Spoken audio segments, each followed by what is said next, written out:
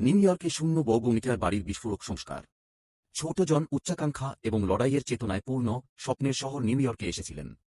তিনি একটি বাড়ি কেনার জন্য তার জীবনের সমস্ত সঞ্চয় ব্যয় করেছিলেন, কিন্তু যখন তিনি দরজা খুললেন তখনই তিনি নিচে পড়ে গেলেন এবং রাতে ঘুমানোর জন্য নিজেকে বেঁধে রাখতে হয়েছিল।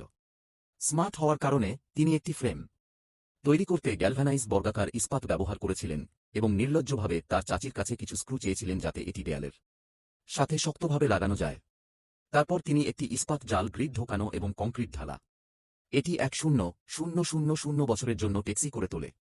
তিনি প্রাচীরের মধ্যে একটি লুকানো জলের ট্যাঙ্ক এমবেড করেছিলেন এবং একটি প্রাচীর মাউন্ট টয়লেট দিয়ে লিটল জন বিশুদ্ধ আনন্দের একটি মুহূর্ত উপভোগ করতে পারে। অ্যালুমিনিয়াম এবং কাঠের প্যানেল দিয়ে আচ্ছাদিত ক্যাবিনেটগুলি কোনো অপ্রীতিকর গন্ধকে অবরুদ্ধ করে। ওয়াশিং মেশিনটি বাম দিকে এমবেড করা ছিল, লিটল জনের অর্ধবছরের দুর্গন্ধযুক্ত কাপড় মোকাবেলা করার জন্য প্রস্তুত।